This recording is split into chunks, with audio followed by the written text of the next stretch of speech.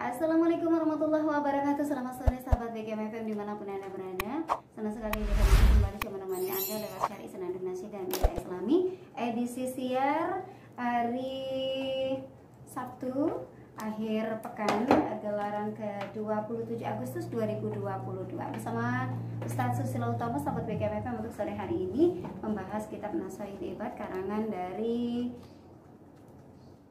Ibnu Hajar Al-Asqalani. Untuk pada hari ini sahabat BKM FM bab yang keempat atau bab Arba'in, makalah yang ke-8 tapi bagian yang kedua atau part 18 ya? Oh 18, mohon maaf ke-18.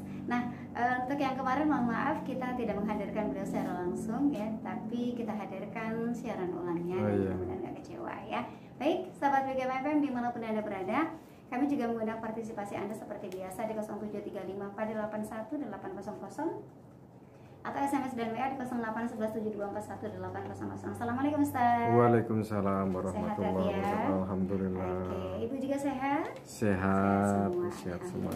Baik, sahabat BKM, kita akan dengarkan bersama tausiah beliau terkait dengan kajian kita kitab Nasha'il Ibad di sore hari ini. Silakan Ustaz. Terima kasih Mbak Ocha, jazallah Sayyidana Muhammad dan anak harun jazallah Sayyidana Muhammad dan anak ma'u ahlu. Assalamualaikum warahmatullahi wabarakatuh. Waalaikumsalam. Alhamdulillahil qail fi kitabihil karim. A'udzu billahi minasyaitonir rajim. La in syakartum la azidannakum wa la in kafartum inna adzabi lasyadid. Wassalatu wassalamu ala sayyidina Muhammadinil qail al-yadul ulya khairum minal yadis sufla wa ala alihi wa ashabihi wa mawalah la haula wa la quwata illa billah. Kaum muslimin dan muslimat pendengar DBKM sejangkau siar yang dirahmati Allah, hari ini kita jumpa kembali dalam acara Syar'i 100,1 BKM Radio yang sama-sama kita nanti kedatangannya insya Allah, yang mengisi relung-relung hati yang kita yang kosong, ruang-ruang rumah kita yang kosong, yang dengan istilah satu suara berjuta telinga insya Allah. Seperti biasa kita akan baca Al-Fatihah satu ulang agar ilmu kita muassalah kepada muallif juga musyarrih hadal kitab, yakni Ibnu Hajar Al-Asqalani dan Imam Nawawi Al-Bantani atau Al-Jawi. Ala hadhihi niyah as-shalihah wa ala niyatin shalihah wa ala manawabi salafuna sholihun wila hadrati mu'allif hadal kitab wa musyarrih hadal kitab. Al-Fatihah. A'udzu billahi minasyaitonir rajim. Bismillahirrahmanirrahim. Alhamdulillahirabbil alamin. Arrahmanir rahim. Maliki yaumiddin. Iyyaka na'budu wa iyyaka nasta'in. Ihdinas siratal mustaqim. Siratal ladzina an'amta 'alaihim ghairil maghdubi 'alaihim waladdallin. Pendengar DBKM kaum muslimin dan muslimat dimanapun Anda berada, sekedar merefresh makalah yang ke-18 tempo hari tentang Rasulullah bersabda mengenai al-jawahir, atau al-jawahir itu mutiara yang ini menempel dalam diri manusia, atau dalam bahasanya adalah libasut tabi'ah. Jadi pakaiannya tabiat fi jismi bani Adam yang itu secara otomatis ada dalam diri manusia. Berapa jumlahnya? 4. Tetapi 4 ini akan hilang, akan luntur juga dengan 4. Yang pertama adalah aklun, akal, kemudian dinun, agama, kemudian hayaun, malu, kemudian amalun solihun, amal yang soleh. Kemarin sudah kita bahas bahwa akal itu akan luntur dengan apa? Dengan yang namanya al-ghadab, marah. Marah itu akan melunturkan akal. Kemudian ada kemarin al-hasad yuziluddin, al-hasadu yuziluddina, yaitu hasad, iri, dengki, atau bahasa yang kita sampaikan tempo hari adalah SMS, suka melihat orang susah dan susah melihat orang senang. Itu disebut hasad. Nah, hasad itu akan menghilangkan agama. Bahkan kemarin terakhir kita sampaikan bahwa ada riwayat Rasulullah bersabda, dan diriwayatkan ini oleh Abu Dawud, iyyakum wal hasada fa innal hasada yakulul hasanat kama takulun narul hatoba. Jauhilah oleh kalian dengki, karena sesungguhnya dengki itu akan memakan kebaikan sebagaimana api memakan kayu bakar. Nah, kita lanjutkan. Dalam kitab ini disebutkan ada seorang penyair itu bertutur min bahril mutaqarib. Ada istilah-istilah syair itu, ada bahrul arif, ada lagi di sana ada bahrul khafif dan lain sebagainya. Ini bahrul mutaqarib. Ala kul limam batali hasidan. Ingatlah, katakan, liman batali hasidan, siapapun orang yang masih di dalam hatinya bercokol hasad kepadaku. Jadi sebenarnya penyair ini ingin berbicara kepada siapa? Kepada yang membaca syair ini. Berarti mukhotob atau orang yang diajak bicara oleh penyair ini adalah siapapun yang membaca. Nah, saat ini saya membaca, berarti seakan saya penyairnya. Kemudian yang mendengarkan, ibu, bapak, kaum muslimin yang ada di rumah, yang ada di studio ini adalah sebagai mukhotobnya. Ala, ingatlah, kul, katakan, hai Susilo. Nah gitu. Liman batali hasidan, siapapun yang kepadaku masih bercokol di hatinya hasud. Hasud itu dengki. Dengki itu ya tadi gambarannya SMS tadi. Dengki itu memang tidak beralasan kadang. Orang membenci kita, orang iri dengan kita itu kadang nggak ada alasannya. Bahkan orang yang cinta pun kadang juga nggak ada alasannya. Berarti cinta dan dengki, cinta dan tidak suka, cinta dan benci itu sebenarnya adalah kayak rel kereta api, nggak pernah ketemu dia.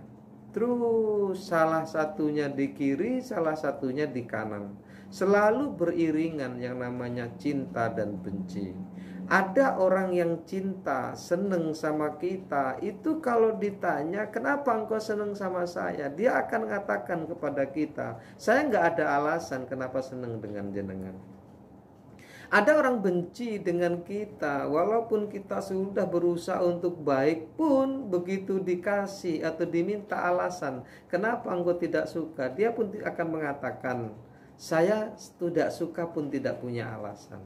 Walaupun memang mayoritas orang mencintai seseorang, membenci seseorang itu pasti ada alasannya. Tetapi ada di sudut-sudut dunia, di sudut-sudut hati kita, pertemanan-pertemanan yang muncul di media sosial, di alam nyata, itu ada sebagian yang mencintai dan membenci tanpa ada sebabnya.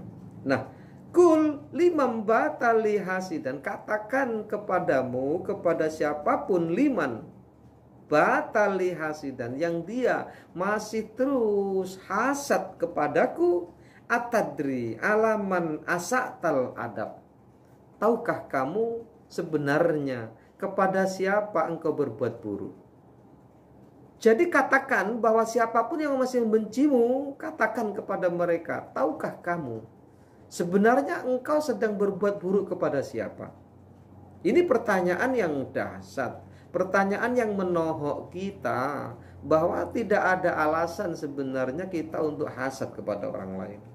Bagaimanapun ketika kita menghasadi orang, kita hasad kepada orang, sebenarnya asakta alallahi fi fi'lihi, sebenarnya engkau sedang hasud kepada pemilik pekerjaan yang menciptakan aku.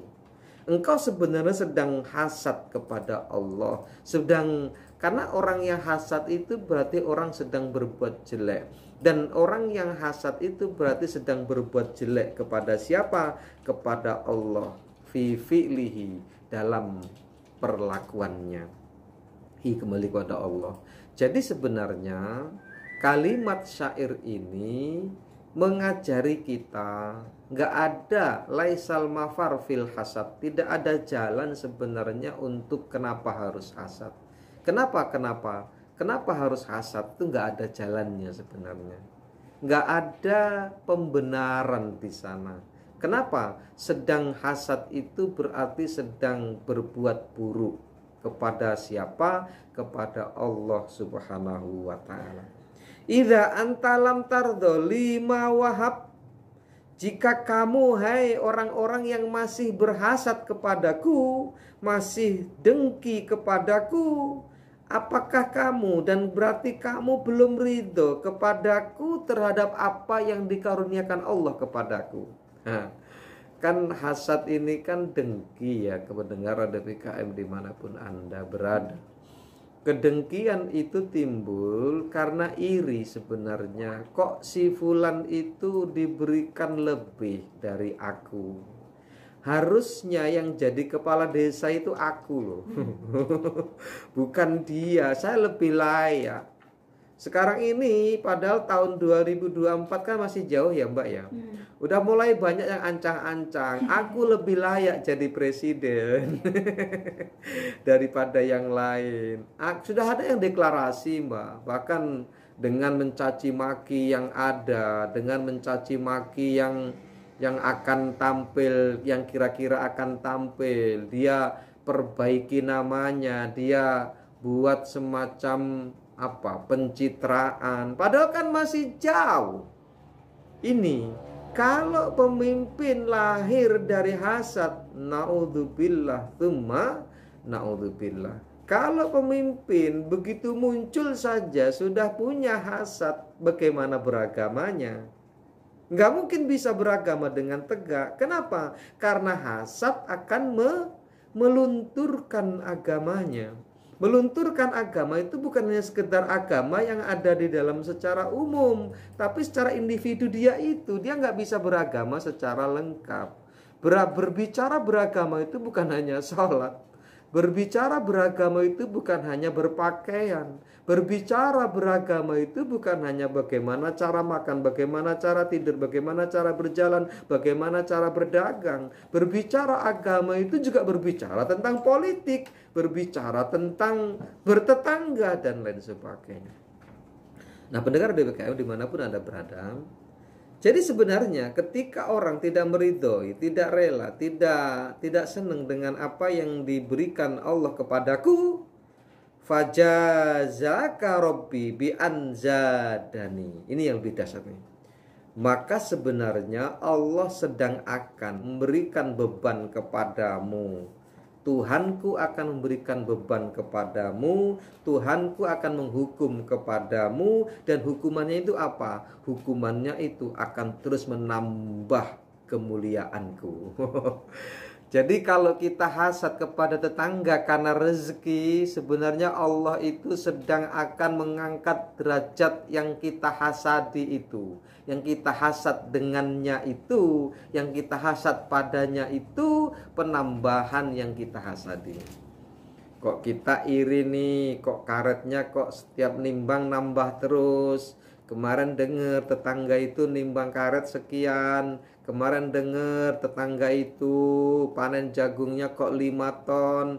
Padahal saya itu 2 hektar dapatnya cuma sekian. Dia kok cuma sedikit dapatnya banyak. Iri dia. Sedang iri itu sebenarnya Allah sedang akan menghukum kita yang iri tadi. Hukumannya apa? Hukumannya akan menambah lebih banyak kemuliaan, lebih banyak rezeki, lebih banyak pendapatan yang kita dengki terhadapnya. Si A dengki karena kemuliaannya kepada si B. Kemuliaannya apa? Misal dia diangkat sebagai Pak RT misal nih. Harusnya si A atau si A ini menganggap yang jadi Pak RT layaknya si A. Nggak layak si B itu menurut si A. Tapi masyarakat memilih si B. Akhirnya dia iri. Ketika dia iri, sebenarnya Allah sedang menghukum dia dengan hukuman apa? Akan menambah kemuliaan si B. Nanti si B ini akan Allah ilhami kondisi, akan Allah ilhami petunjuk-petunjuk yang nanti bakal menjadi lebih mulia. Jadi enak dihasadi apa enak yang hasad, Mbak? Enak yang dihasadi. Lebih ya enggak, artinya lebih baik kita yang dihasadi daripada kita yang hasad. Lebih baik kita yang diiri. Kenapa? Kalau kita yang diiri lebih mulia, Allah akan mengangkat derajat kita di sini nih. Fajazaka rabbi bi anzadani. Maka orang-orang yang iri kepadaku, bahasanya gitu kalau kita ambilkan mutakalimnya saya ini, orang yang iri kepadaku, maka yang iri kepadaku Allah akan hukum dia dengan cara apa? Dengan cara Allah menambahkan kemuliaanku, menambahkan hartaku, menambahkan kewibawaanku, menambahkan rizkiku, menambahkan kedudukanku. Rugi orang yang dengki itu. Makanya sampai Rasulullah menggambarkan orang yang dengki itu ibarat api yang memakan kayu bakar.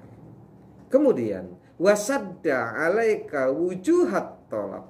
Dan Allah, ini dahsyat lagi nih, hukuman bagi orang yang dengki. Allah akan menutup apapun usahamu. Nah ini, Mbak.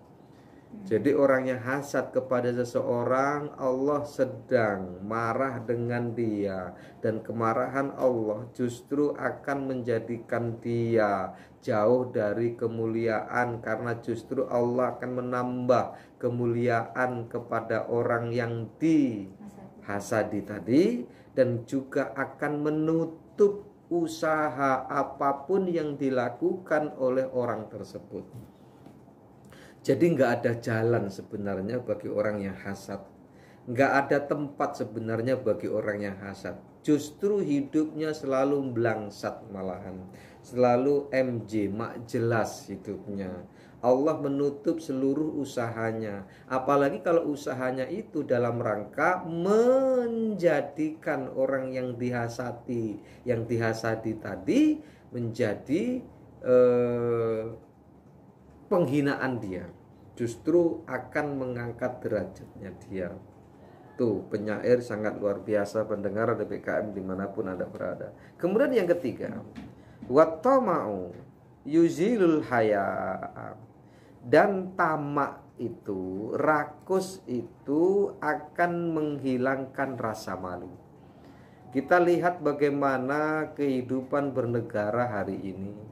Kita lihat bagaimana kehidupan bermasyarakat hari ini. Itu malu itu sudah hilang. Karena apa malu itu hilang? Karena rakusnya manusia. Orang di penjara itu justru kok kelihatan ndak takut, kelihatan dia ndak malu. Malahan bisa menghandle segala sesuatu. Iya. Kan aneh kehidupan ini. Orang yang kaya, orang yang berpejabat, yang punya pejabat tinggi, di penjara itu kayak gak takut ya, Mbak ya. Masih melambaikan tangan, padahal sudah dikasih pakaian orange. Oranye, pakaian apa? Pink. Aneh, walau itu jangan pakaian pink lah, pakaiannya itu apa ya? Merah gitu. Nah, apa pakaian hitam sekalian gitu kan. Ini orange. Itu udah dieksperimenkan warna apa yang paling cocok untuk hal demikian. Tetapi yang jelas, kenapa kok sampai rasa malu itu hilang? Salah satunya karena tamaknya manusia. Apakah tamak karena harta? Apakah tamak karena kedudukan? Bahkan kadang ini melanda juga rakyat kecil. Karena tamaknya kadang nggak malu antri kan begitu. Ada orang kaya membagi sembako sampai berjam-jam kita antri, nggak ada rasa malu. Padahal di rumah kita itu masih ada makanan yang bisa dimakan. Karena tamak tadi, Mbak, rasa malu itu sudah hilang lagi. Ada orang yang sebenarnya layak tidak diberi sembako, layak tidak diberi BLT. Kalau sekarang apa namanya, Mbak? Sampai nggak tahu hari ini istilah-istilah itu apa itu yang bantuan langsung tunai yang Corona kemarin kan banyak ini masih berlanjut kan sampai sekarang nih. Padahal dia sebenarnya nggak layak untuk mendapatkan itu. Kenapa? Rumahnya gedrong, lantainya sudah keramik, motornya 2. Itu dengan bangganya rumah ditempeli apa? Keluarga prasejahtera. Dan itu besar, Mbak. Semua orang juga tahu. Dan nempelkannya itu dindingnya keramik, Mbak. Ada. Kalaupun toh nggak keramik, dindingnya sudah diplester, ditempeli begitu mau. Coba tuh. Di mana rasa malunya? Kenapa? Karena tamak. Menganggap itu sebagai rezeki. Harusnya malu. Kenapa masih banyak orang yang harusnya dapat tidak dapat hanya gara-gara tidak punya KTP. Inilah kehidupan, Bang. Harus. Mungkin ada sebaiknya orang yang tadi sudah dapat ya diberikan kepada orang yang lebih sulit dibandingkan diri. Ya harusnya tidak usah mau lah, Mbak. Logikanya nggak usah mau. Diambil, kasihkan ke Iya, dia. kalaupun tadi ambil kasihkan yang tadi nggak punya KTP. Gini loh, rakyat miskin buat KTP itu kadang nggak punya jalan, Mbak. Nyuruh Pak RT nggak jadi, ya kan? Nyuruh Pak Kadus nggak jadi. Nyuruh Pak Kades lama nggak jadi-jadi, bingung akhirnya mau kemana dia bingung, nggak tahu sebenarnya ada catatan sipil ya apa ya catatan sipil, capil, ada catatan sipil lo langsung ke sana, dia nggak punya jalan itu, Mbak, nggak punya kendaraan untuk ke sana, nggak punya koneksi untuk ke sana, nggak punya teman yang mengajak ke sana. Akhirnya sudah miskin, nggak punya KTP, nggak punya KK. Sementara bantuan pemerintah itu harus punya KTP, harus punya KK. Dan ini harus ada kepekaan. Nah, di situ akhirnya apa? Kasihan, dan orang yang layaknya mendapatkan tidak mendapatkan, justru orang yang tamak tadi yang mendapatkannya.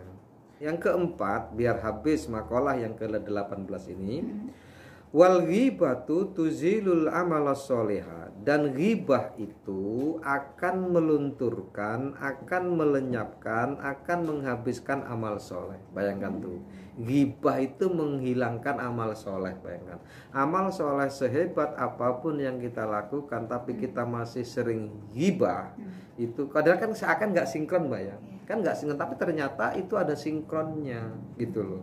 Ada yang tersakiti, ada yang walaupun sebenarnya yang kita gibai itu juga nggak dengar, tetapi sebenarnya kita sedang menggali lubang, yang lubang itu akan menimbun apa? Menimbun amal soleh kita. Itu kita baca sebentar. Wal ghibatu bikasril ghain, dan ghibah ini dibuat kasrohnya dalam ghainnya, an yadhkuras syahsu, yaitu seseorang yang mengatakan, yang menceritakan, yang menyebutkan masawiyal insan, keburukan manusia, fi ghaibatihi atau fi ghibatihi, karena dalam ghibah itu artinya tidak ada yang kita sebutkan. Jadi pihak ketiga itu yang kita rasanin, berarti itu ghaibihi wa hiya fihi, dan itu ada dalam dirinya. Misal si A itu kata si B ngomong sama si C, si A itu masya Allah orangnya sombong banget, dia ini pelit banget, padahal sebenarnya dia juga emang sombong, memang pelit, itulah ghibah. Jadi ghibah itu sebenarnya nyata, tapi itu kalau dikatakan di hadapan orang tersebut marah atau dia menjadi terhina, itulah namanya ghibah.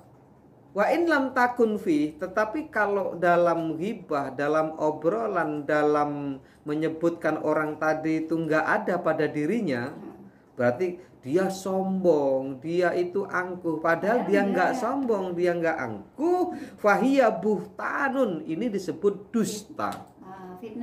Dusta atau fitnah lah. Wa in wajahu biha fahuwa syatmun. Kalaupun toh ada di situ dan kemudian dia itu ada di hadapan kita, itu namanya syatmun. Syatmun itu fitnah atau yang dinamakan ghadabun atau marah. Itu Mbak. Jadi ada orang sombong yang nggak usah kita bilang kamu ini sombong, kecuali memang harus disebutkan untuk pelajaran bagi dia boleh. Tapi itu jangan sering-sering. Innama likulli jurhin bur'un walabur ali macarah lisan. Kalau pedang melukai tubuh masih ada harapan sembuh. Kalau lisan lukai hati kemana obat tidak dicari. Tamali kok fi yaumil qadim insyaallah in uridu ilal islah mastata'tu wallahu a'lam bishawab. Assalamualaikum warahmatullahi wabarakatuh. Waalaikumsalam warahmatullahi wabarakatuh. Terima kasih Ustadz, dan terima kasih juga untuk Anda sahabat GKMFM yang sudah berpartisipasi di sore hari ini. Insyaallah di Sabtu yang akan datang ya, kita akan hadirkan kembali pembahasan ini dan lanjutan dari bab yang keempat, berarti makalah yang ke-19 ya. Insya Allah, mudah-mudahan cuaca mendukung dan kita juga sehat sehingga kita bisa memberikan kajian ini untuk Anda semuanya. Harapan kita dengan mendengarkan kajian ini bertambah keimanan ketakwaan kita kepada Allah. Amin ya rabbal alamin. Kita jumpa lagi di Sabtu yang akan datang dan wassalamualaikum warahmatullahi wabarakatuh. Waalaikumsalam warahmatullahi wabarakatuh.